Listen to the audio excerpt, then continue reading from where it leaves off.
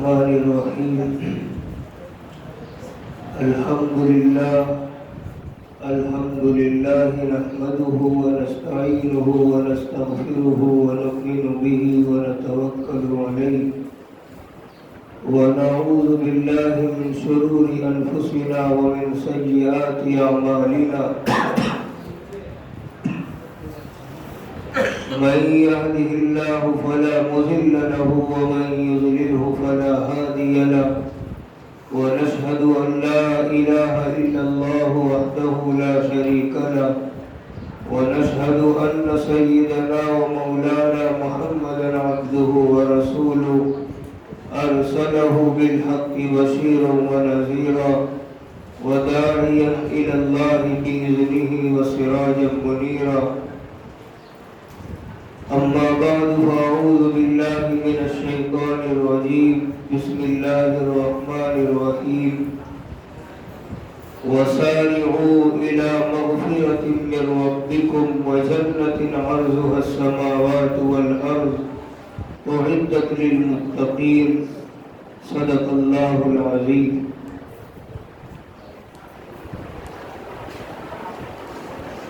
میرے محترم بزرگوں،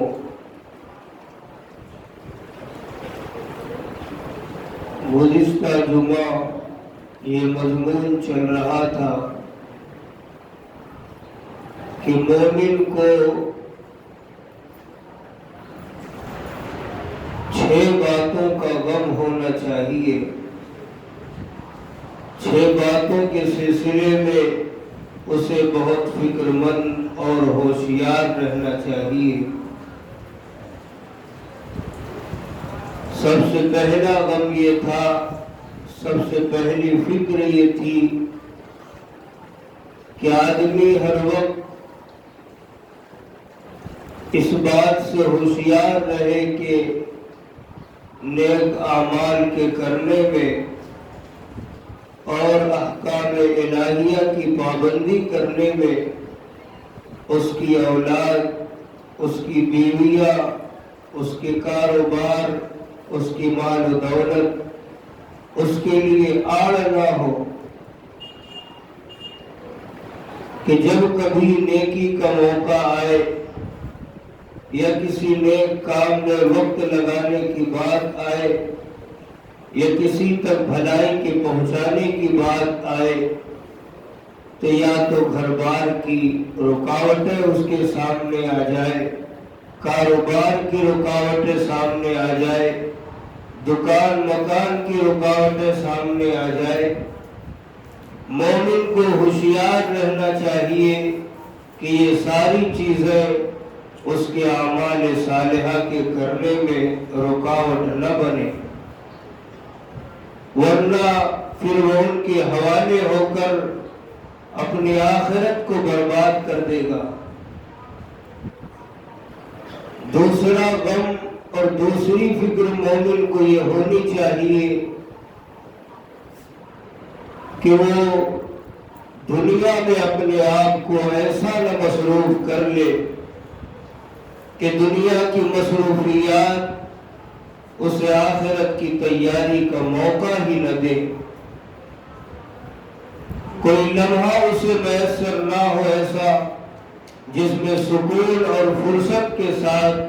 وہ اللہ تعالی کو یاد کر سکے. ایسے اپنے آپ کو دنیا میں مصروف نہ کرے اور ڈرتا بھی رہے کہ میں کہیں دنیا میں اس طرح مصروف اور منہمک نہ ہو جاؤں کہ دنیا ہی کا ہو کر رہ جاؤں. تیسرا غم اور تیسری فکر یہ ہونی چاہیے کہ ہم اللہ تعالی کی توفیق سے جو کچھ بھی تھوڑے موڑے اعمال صالحہ کر لیتے ہیں،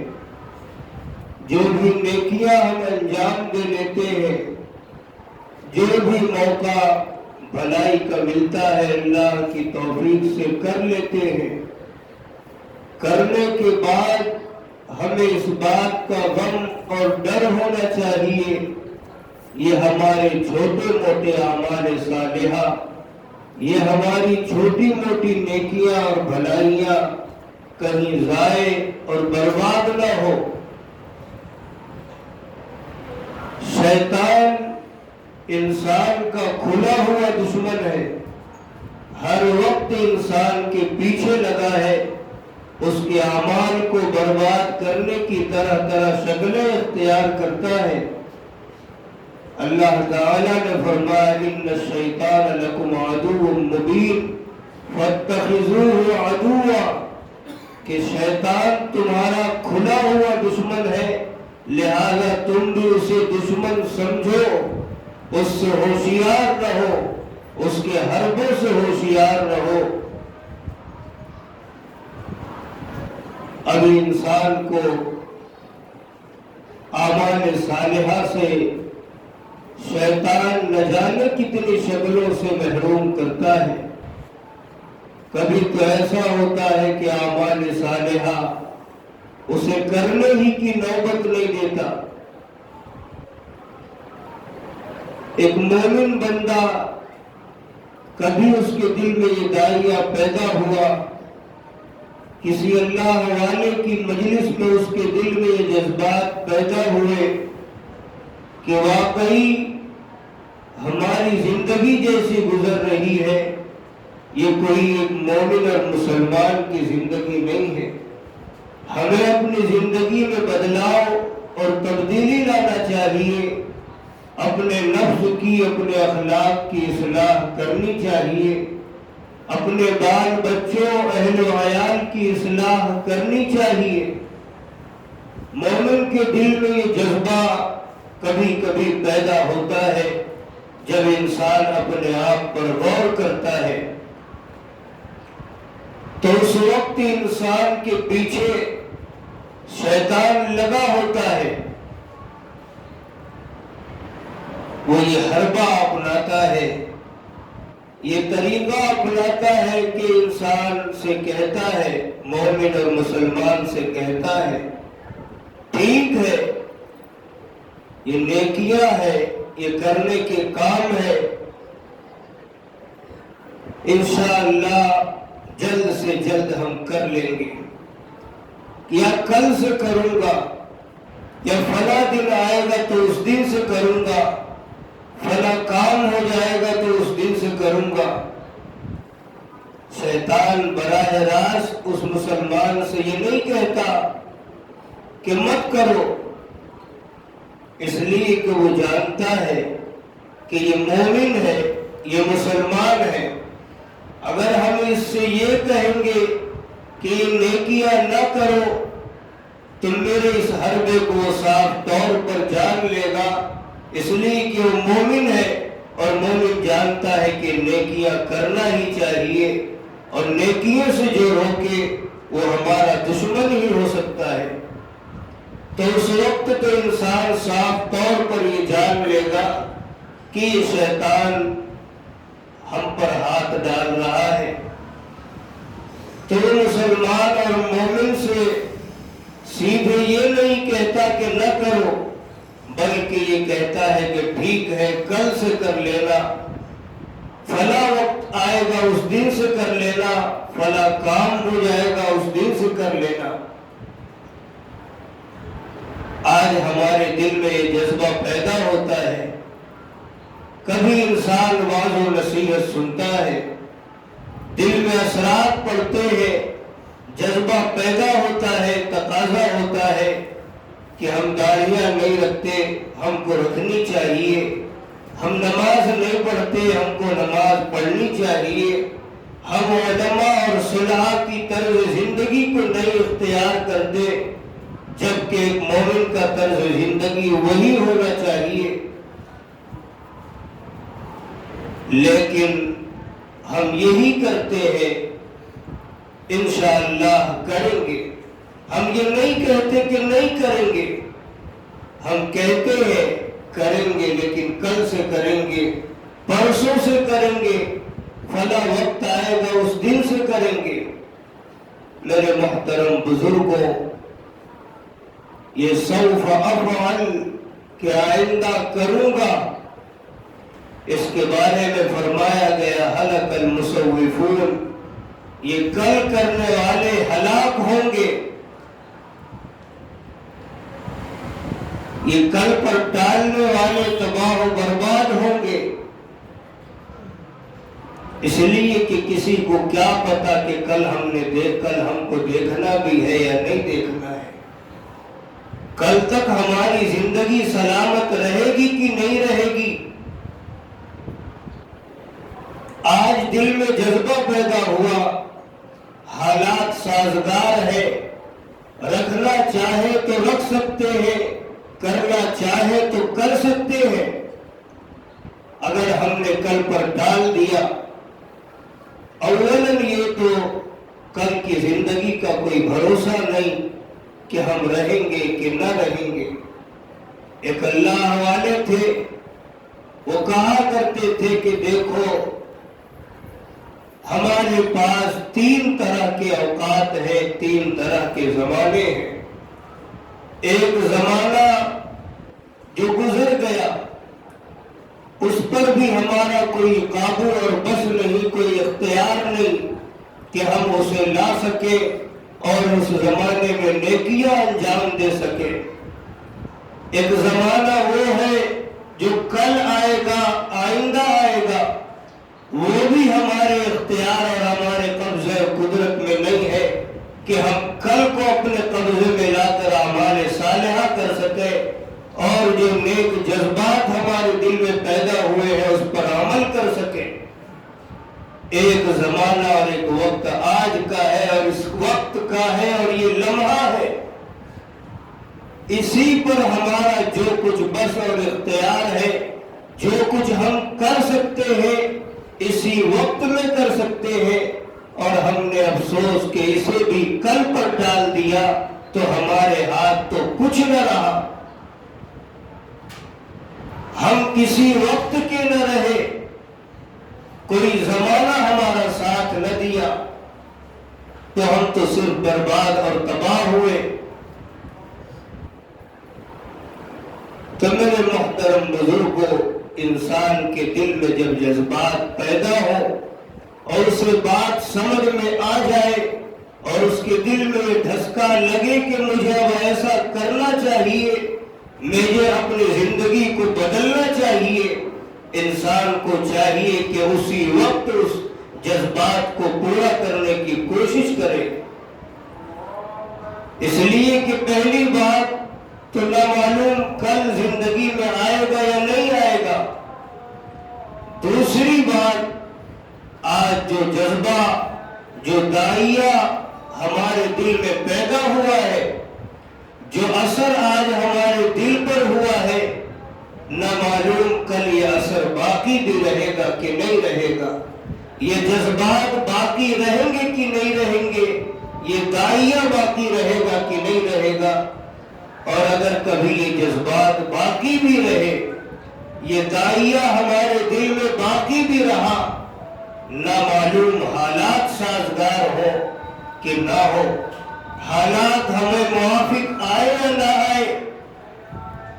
تو کل پر ڈالنے والوں کے لیے صرف تباہی اور خسارہ اور نقصان ہی ہے۔ اور آج مسلمانوں کی زندگیاں جو اس قدر اپنے دین سے دور ہوتی گئی، یہ اسی ٹال مٹول کا نتیجہ ہے، اور یہ اسی ٹال مٹول کے نتیجے میں خسارہ اور نقصان ہمارے ہاتھ آیا ہے۔ اس لیے کہ ہماری تاریخ ہے، ہم کو معلوم ہے کہ ہم مسلمانوں نے تقریباً 100-200 سال نہیں، 800 سال اس روئے زمین پر ہم نے حکومت کی ہے، لیکن یہ حکومت ہم سے چھوٹی کیوں؟ یہی کہ ہم پر عیش و عشرت چھاتی گئی، ٹال مٹول چھاتی گئی، عیاشیاں ہمارے اندر آتی گئی۔ اس وقت جب ہماری اپنی حکومت تھی، ہمارا اپنا اقتدار تھا، ہم داڑیاں رکھنا چاہتے سکتے تھے، ہم قرآن کریم پڑھنا چاہتے تو پڑھ سکتے تھے، ہم علم دین حاصل کرنا چاہتے تو کر سکتے تھے، لیکن ہم نے اس وقت کو ضائع کر دیا، غفلت و لاپرواہی کی نظر کر دیا۔ آج حال یہ ہے کہ فلسطین کے مسلمان اگر پڑھنا بھی چاہے تو نہیں پڑھ سکتے، نمازوں کو پڑھنا چاہے تو نہیں پڑھ سکتے، داڑیاں رکھنا چاہے تو نہیں رکھ سکتے، تلاوت قرآن کریم کرنا چاہے تو نہیں کر سکتے۔ یہ اسی لیے کہ اللہ تعالیٰ نے جب آپ کو موقع دیا تھا، آپ کے حالات سازگار بنائے تھے، آپ کرنا چاہتے تو کر سکتے تھے، لیکن آپ نے اس وقت کی قدر و قیمت نہیں کی، اللہ تعالیٰ نے اس نعمت کو چھین لیا۔ اب اگر آپ آج کرنا بھی چاہو گے تو نہیں کر سکو گے۔ اور یہ وہاں کی بات نہیں ہے، یہ ہمارے اس قریبی وقت میں ابھی لاک ڈاؤن کا جو زمانہ گزرا، اس نے بھی ہمیں یہ سبق دیا ہے۔ جب ہم نماز کی عام اجازت تھی، مسجدیں کھلی تھی تو ویران تھی، ہمیں اجازت تھی، کوئی رکاوٹ نہیں تھی کہ ہم داڑیاں رکھ لیں، اپنے چہرے پر نبی کی سنت سجا لیں، ہم نے نہیں کیا۔ قرآن کریم پڑھنا چاہتے، اپنے بچوں کو پڑھوانا چاہتے، ہم نے نہیں پڑھوایا۔ اللہ تعالیٰ نے وہ دن ہمارے لیے نمونے کے طور پر دکھایا۔ اب ہم مسجدوں کو بھی جانا چاہتے تھے تو نہیں جا سکے، مدرسوں میں اپنے بچوں کو دین کا علم سکھانا چاہتے تھے، نہیں سکھا سکے۔ جتنی بھی نیکیاں اور بھلائی کے کام ہم کرنا چاہتے تھے، ہم نہیں کر سکے۔ یہ ہماری وقت کی ناقدری کا نتیجہ تھا۔ تو میرے محترم بزرگوں، آج بھی وقت ہے، اللہ تعالیٰ نے حالات آج بھی سازگار بنا رکھا ہے، ہمیں مہلت دے رکھی ہے، اسباب مہیا کر رکھے ہیں۔ اگر ہم داڑیاں رکھنا چاہے تو آج رکھ سکتے ہیں، ہمیں کوئی روکنے والا نہیں ہے۔ نمازوں کو پڑھنا چاہے تو پڑھ سکتے ہیں، آج ہمیں کوئی روکنے والا نہیں ہے۔ لیکن پھر بھی صورتحال وہی ہے، ہم نے اس نعمت کے چھین جانے پر ہمیں ہمارے دل پر کوئی اثر نہیں پڑا۔ اور اگر یہی حال ہمارا رہا تو پھر ہمارے اوپر بھی کوئی عنقریب خدا نہ کرے ایسا وقت آئے جو فلسطین کے مسلمانوں پر آیا ہے۔ اس لیے ہمیں ان اوقات کی قدر و قیمت کرنی چاہیے۔ آج دل میں جو جذبہ اور داعیہ پیدا ہوا ہے، اس پر ابھی اور اسی وقت عمل کرنے کی کوشش کرنی چاہیے۔ لیکن ہم یہی کرتے ہیں کہ انشاءاللہ کل سے کر لیں گے، انشاءاللہ پرسوں سے کر لیں گے، اور کبھی ہم چاہتے ہیں تو دوست و احباب کی رکاوٹ آتی ہے، ماں باپ کی رکاوٹ آتی ہے، اور دوسرے رشتہ داروں کی رکاوٹ آتی ہے۔ ایک نوجوان کا واقعہ ہے، ابھی شادی نہیں ہوئی تھی، اس نے اپنے چہرے پر داڑھی سجا لی۔ اس کی ماں نے اسے روکنا شروع کیا، ٹوکنا شروع کیا کہ میرے بچے، یہ داڑھیاں تو نے ابھی سجا لی، ابھی تو تیری شادی بھی نہیں ہوئی تھی، تجھے اپنی بیٹی کون دے گا؟ تو بچے نے بڑا پیارا اور بڑا ہی شاندار جواب اپنی ماں کو دیا کہ اے ماں، جس نبی کی میں نے سنت سجائی ہے، اللہ تعالیٰ نے اس نبی کو 11 بیویاں عطا فرمائی ہے، کیا وہ پروردگار اس نبی کی سنت کے سجانے پر مجھے ایک بیوی نہیں دے گا؟ تو میرے محترم بزرگوں، شیطان انسان کے پیچھے ہر وقت پڑا رہتا ہے کہ یہ کسی بھی طرح نیکیاں نہ کر سکے۔ ہمیں ہوشیار رہنا چاہیے۔ اللہ تعالیٰ نے فرمایا یہ تمہارا کھلا ہوا دشمن ہے، اسے دشمن سمجھو، اس سے دشمنی کرو، اور اس سے دشمنی یہی ہے کہ جب بھی نیکیاں کرنے میں تم سے ٹال مٹول ہو، اس وقت اپنے آپ کو جذبات میں لا کر سستیاں اور کاہلیاں دور کر کے اس اعمال کو کرنے کی کوشش کرے، تو کبھی تو انسان کو شیطان اس طرح ہر بار آزمائی کرتا ہے کہ اسے نیکیاں کرنے ہی نہیں دیتا، اور کبھی انسان اپنے جذبات پر قابو پا کر کے نیکیاں کرتا ہے، اعمال صالحہ انجام دیتا ہے، تو اس وقت انسان کے دل میں شیطان وسوسہ ڈالتا ہے، اس کے اعمال میں اس کی عبادتوں سے ایک سوئی کو ختم کرنا چاہتا ہے کہ یہ کوئی عمل ایک سوئی کے ساتھ نہ کر سکے، ورنہ یہ بڑا اللہ تعالیٰ کا محبوب ہو جائے گا، یہ بڑا قیمتی ہو جائے گا، اس کی قیمت سونے کی قیمت لگے گی۔ اس وقت شیطان انسان کے دل میں یہ وسوسہ ڈالتا رہتا ہے کہ یہ کسی طرح اپنے اعمال پر جمع نہ رہے، یہ اپنے اعمال کو خشوع اور خضوع کے ساتھ نہ کر سکے، یعنی اس کی قیمت لوہے اور مٹی کے برابر رہے۔ اور کبھی انسان پر شیطان اس طرح حربہ آزمائی کرتا ہے کہ انسان اعمال صالحہ کر لیتا ہے، وسوسوں سے پاک ہو کر کے کر لیتا ہے، خشوع خضوع کے ساتھ کر لیتا ہے، اس وقت شیطان یہ حربہ آزماتا ہے کہ اس کے اعمال کو اس طرح باطل کرتا ہے کہ اس کے دل میں کسی کے تئیں حسد پیدا کر دیتا ہے، کسی کے تئیں اس کے زبان سے غیبتیں کرواتا ہے، اللہ تعالیٰ کی شرکیہ باتیں اور افعال اس سے کرواتا ہے۔ اور حدیث پاک میں آتا ہے الحسد، کہ حسد نیکیوں کو اس طرح کھا جاتا ہے جیسے کہ آگ لکڑیوں کو کھا کر اور جلا کر ختم کر دیتی ہے۔ غیبت کے بارے میں آتا ہے کہ جب انسان کسی دوسرے کی غیبت کر لے تو اس بندے کی نیکیاں دوسروں کو دے دی جاتی ہے۔ شرک کے بارے میں آتا ہے کہ جس انسان نے کوئی بھی عمل اللہ تعالیٰ کے ساتھ شرک والا کیا، اس کی زندگی کے سارے اجر و اعمال ضائع کر دیے جاتے ہیں۔ تو انسان کا پیچھا شیطان کبھی نہیں چھوڑتا۔ مومن اور مسلمان کو ہر وقت ہوشیار رہنا چاہیے، ہر وقت فکر مند ہونا چاہیے کہ میں نے جو خدا کی توفیق سے اعمال صالحہ کر لیے، یہ ضائع نہ ہونے پائے، یہ باطل نہ ہونے پائے۔